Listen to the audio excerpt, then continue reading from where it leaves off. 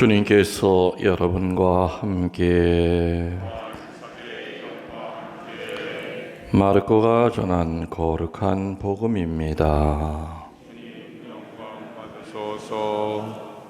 1장 1절에서 8절까지의 말씀입니다.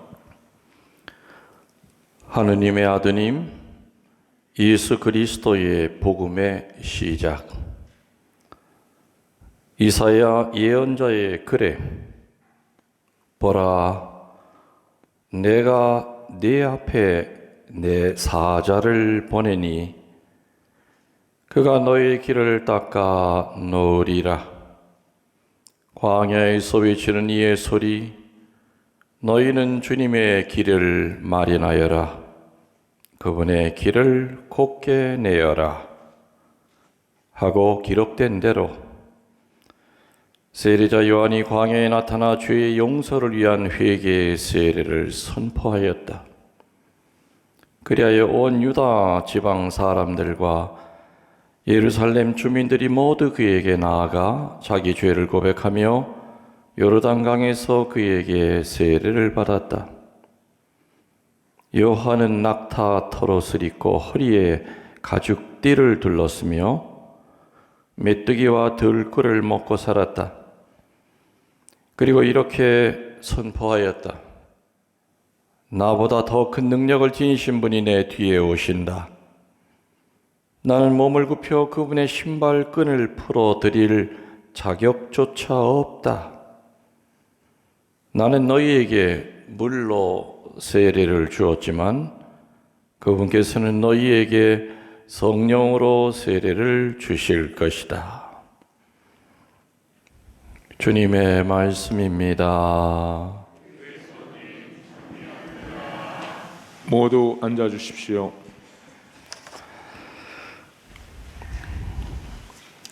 찬미 예수님, 우리 서운동 신자분들 또 방송을 통해서 미사를 하고 계신 교우분들께 주님의 이름으로 평화를 빕니다.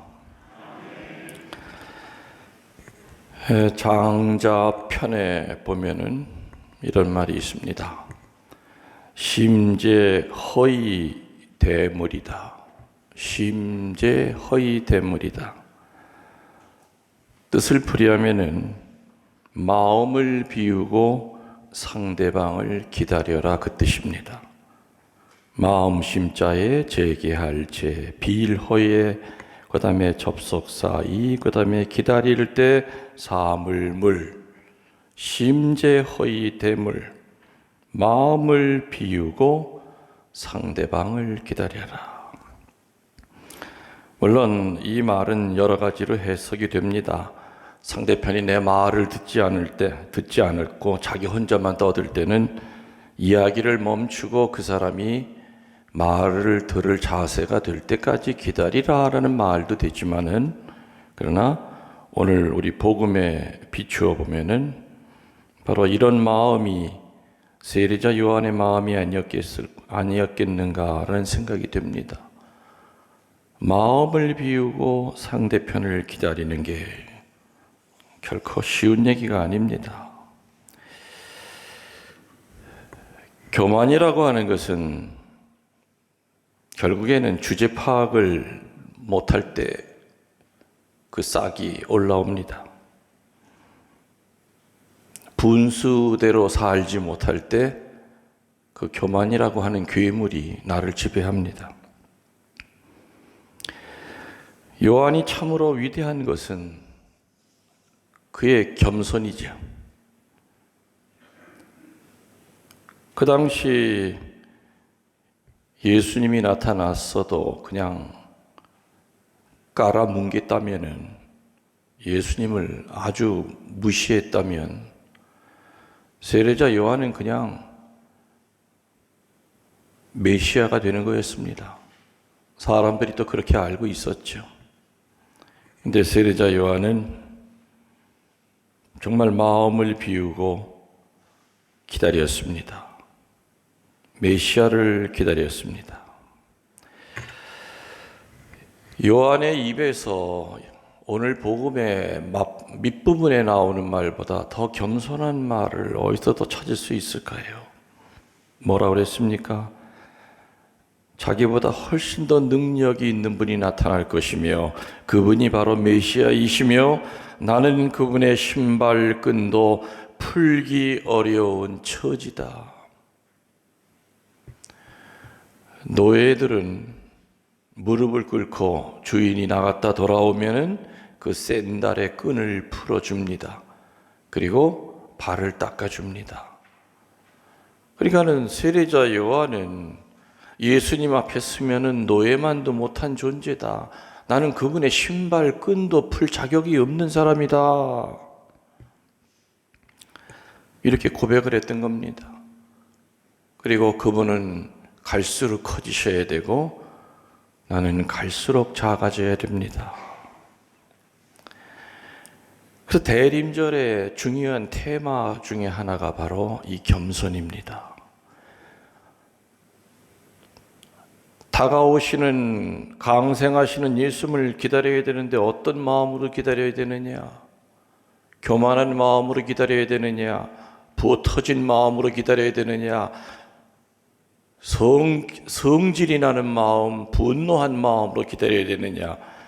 겸손한 마음으로 기다리라는 말을 하시면서 그 대표로 세례자 요한을 우리들에게 보여주십니다. 세례자 요한이 나는 그분의 신발끈도 풀어 풀기 어려운 처지라는 이 말을 할 수 있었던 것은 이렇게 그가 고백하는 내적인 근거는 자기 앞에 서 있는 예수님과 자기 자신과의 차이가 너무나 엄청나게 크다는 것을 알았기 때문입니다. 이거는 말로 해서 내가 저 사람을 이길 수 있는 것이 아니고 드디어 이제 이분이 오셨구나. 최상의 자리에서 차석의 자리로 내려간다는 것은 쉽지 않죠. 그래서 권력을 주려고 그렇게 바둥바둥 애쓰는 거 아니겠습니까? 과연 그러면 세례자 요한은 예수님과 자기 자신의 어떤 차이점을 느꼈을까? 분명히 세례자 요한은 몇 가지를 확실히 느꼈습니다. 그리고 나는 이분의 신발 끈도 풀을 자격이 없는 그런 비천한 존재라는 것을 참 어려운 말이지만 제자들에게 합니다. 자기를 메시아로 알고 따랐던 수많은 사람들에게 고백을 합니다. 그리고 나중에는 제자들에게 하느님의 어린 양이 저기 가신다. 저분을 쫓아가라 하고 얘기합니다. 제자들까지 양도합니다. 그래서 실제로 예수님의 제자들 가운데는 요한의 제자들이 있었죠. 어떤 차이를 느꼈을까? 첫 번째, 내가 베푸는 세례와 저분이 오셔서 베푸실 세례의 그 엄청난 차이점을 느꼈던 겁니다. 오늘 우리들이 읽은 복음에는 세례의 종류가 세 가지가 나옵니다. 세례자 요한은 회개의 세례다. 그리고 물세례라고 표현합니다. 자기가 베푸는 세례는 회개의 세례요, 또 물로 베푸는 세례다. 그러나 내 뒤에 오시는 저분은 무슨 세례요? 성령 세례를 베푸실 것이다. 이 세례의 종류에서 엄청난 차이를 느꼈던 겁니다. 요한의 물 세례는 상징적인 것이었습니다. 죄 사함을 받는다는 것보다 새로운 생활로 나아가기 위한 상징적인 이식이었던 겁니다. 그러나 예수님의 세례는 그렇지 않았습니다. 세례자 요한의 세례는 예수님을 준비시키는 세례였지만 예수님이 베푸셨던 그 세례, 나나 여러분이나 전부 다 예수님이 베푸셨던 세례 받은 사람들이지 요한의 세례 받은 사람 손들어 보세요. 없죠? 우리는 다 예수님의 세례를 받은 사람들입니다. 예수님을 준비시키는 세례, 마음의 문을 열게 하는 세례였죠. 그러나 예수님은 성령 세례였습니다. 인간을 개조시키고 영혼을 개조시키는 세례였습니다. 죄와 벌과 원죄 사함을 해주시는 세례자 요한의 세례와는 비교가 안 되는 세례였습니다. 그리고 예수님의 이 성령 세례의 특징은 죽을 때까지 진화한다는 겁니다. 세례 받았다고 하여 세례 받는 그날 원죄와 본죄와 벌까지 사함 받았다고 하여 한평생 그렇게 살 수 있는 것이냐? 아니죠. 끊임없이 진화해야 되고 진행이 됩니다. 뭐를 통해서? 말씀을 통해서 우리의 성령 세례는 진화해야 됩니다. 또 성사 생활을 통하여 우리의 성령 세례는 열매를 맺어야 됩니다. 또 우리의 구체적인 삶을 통하여 우리가 세례 때 받은 그 성령께서 꽃을 피워야 됩니다. 요르단강에서 세례자 요한이 주었던 세례는 이례적이었던 겁니다. 너 잘못한 거 있으면 뭔지 생각해봐. 잘못했지? 회개해. 그걸로 끝났지만은 예수님의 성령 세례는 끊임없이 세례 받았을 때 그 은총과 부딪히는 그 어두움을 제거하려고 하는 처절한 노력이 필요한 것이요, 끊임없이 하느님을 향하여 진화되고 진행돼가는 세례입니다. 이게 근본적으로 큰 차이가 있는 거죠. 그래서 세례자 요한이 느꼈던 예수님과 본인 자신과의 차이점, 본인이 느꼈던 제일 큰 거는 내가 베푸는 세례와 저분이 베푸는 세례는 질적으로 차이가 크다. 물 세례와 성령 세례는 이건 비교가 안 되는 것이다. 저분의 세례는 그야말로 천국으로 인도하는 세례지만 나는 이 세상에서 어떻게 하면 죄 안 짓고 잘 사느냐 하는 것을 가리키는 세례였지요. 두 번째로 세례자 요한이 뼈저리게 느끼고 있었던 것은 길을 예비하는 자와 행차하는 왕의 차이점을 느끼고 있었던 겁니다. 대통령이 어디를 방문할 때 미리미리 현장에 와서 일주일 전부터 예행 연습하고 미리 점검하는 비서들이 있습니다. 대통령이 어디 한번 움직이면은 수많은 사람들이 미리 그 앞길을 준비합니다. 경호팀은 경호팀대로, 또 행정팀은 행정팀대로, 또 방문할 그 장소에 사는 사람들은 또 그 사람들대로 많은 준비를 하면서 대통령을 영접하듯이 세례자 요한은 확실히 알았던 겁니다. 나는 왕이 오시는 것을 준비하고 예비하는 자지 내 자신이 왕이 아니라는 거. 모르는 백성들은 내가 바로 그 왕으로 착각하면서 환호하고 열광하지만 아니라는 거죠. 그리고 지금 이 상황에서 내가 말을 두리뭉실하면은 백성들은 더 헷갈릴 것이다. 정확하게 나는 어떤 사람이고 저분이 어떤 분이라고 하는 것을 정확하게 알려줘야지 얼핏 들으면 저게 왕이라는 소리야, 본인이 아니라는 소리야, 헷갈리게 해서는 안 된다. 아싸랍니다, 세례자 요한. 사람의 성품이 이러면 얼마나 멋있는 사람 소리 듣겠습니까? 세 번째로 요한이 예수님과 느꼈던 그 거대한 차이는 세례자 요한은 율법을 가리켰던 겁니다. 그렇지만 예수님은 율법이 아니었죠. 그래서 요한은 참다운 의미의 마지막 율법을 가리킨 예언자였습니다. 그런데 율법은 한계가 있습니다. 로마서 3장 20절에 율법은 다만 죄가 무엇인지를 알려줄 뿐입니다. 여러분들 거울 앞에 서면 얼굴에 뭐가 묻었는지 그런 거 보이죠? 근데 그 거울이 얼굴에 묻은 것 거울이 우리한테 다가와서 닦아줘요? 안 닦아줘요. 우리가 율법이라고 하는 거울 앞에 서면 내가 지금 어디가 흠집이 나 있는지를 알려는 줘요. 그렇지만 그 율법이 나를 변화시키지는 못해요.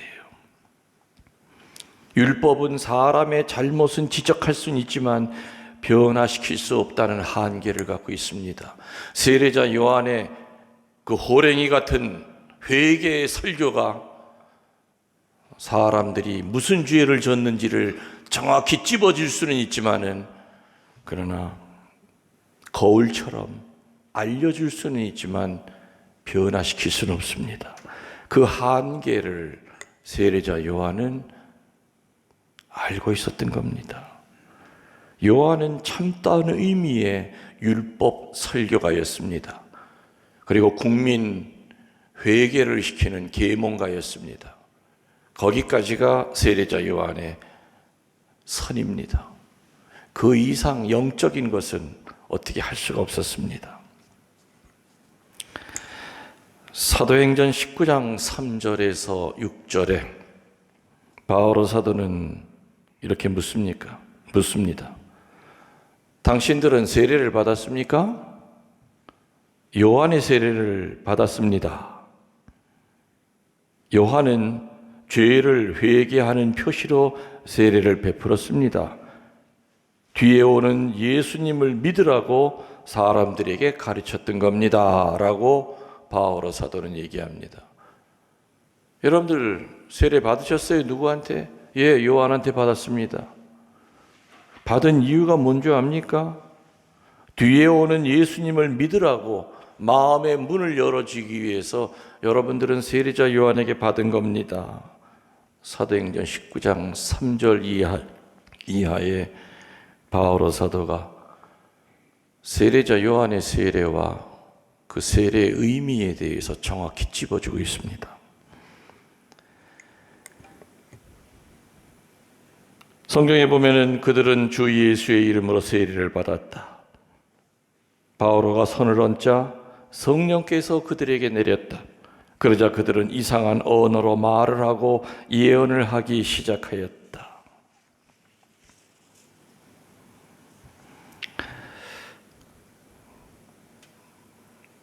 서두에 말씀드렸지만 겸손과 사명에 대한 확신은 주제 파악할 때 생겨납니다. 자기의 처지를 정확하게 알고 있을 때 겸손과 사명에 대한 확신감이 생겨납니다. 주변 사람들이 나를 들어 올려줬다고 할 때가 가장 위험할 때입니다. 칭찬받을 때가 제일 조심하고 경계해야 될 때입니다.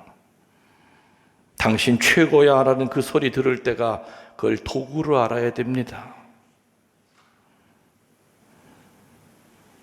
예수님과 자기 자신과의 차이점을 분명히 알고서 하느님께서 맡기신 사명을 목이 잘릴 때까지 다한 남자 중에 남자가 누구라고요? 세례자 요한입니다. 오늘 대림 2주일의 복음은 마르코 복음으로 시작이 됩니다. 그리고 세례자 요한을 얘기합니다. 세례자 요한을 통해서 대림절 동안 우리들이 묵상할 수 있는 교훈 몇 가지를 정리하여 여러분들에게 소개한다면, 첫 번째, 세례자 요한의 행동입니다. 선과 악을 확실히 분별하는 담대한 마음입니다. 그 당시 왕의 행실을 꾸짖고 결국에는 그것 때문에 지하 감옥에서 목이 잘립니다. 선을 사랑하고 악을 저주하는 마음이 확실해야 됩니다. 선인지 악인지 두리뭉실 아닙니다. 양다리 걸칠 수가 없습니다. 너는 차지도 덥지도 않으니 나는 너를 뱉어버리겠다. 지금 시대에는 악이 선의 모습으로 나타납니다. 그래서 분별하기가 어렵습니다. 그래서 지금 시대야말로 대부분의 양들이 잘 분별을 못할 상황이기 때문에 정확히 찝어줘야 되는 목자들이 필요합니다. 근데 목자들 자신이 분별력이 떨어져 버린다면, 악을 선으로 알고 살아간다면, 그렇게 알고 있는 목자의 입에서 나오는 말이 어찌 양들을 그 푸른 초지로 인도할 수 있겠습니까? 세례자 요한의 첫 번째 우리들에게 주는 그분의 표양은, 악과의 타협은 절대 있을 수 없었던 분이 세례자 요한입니다.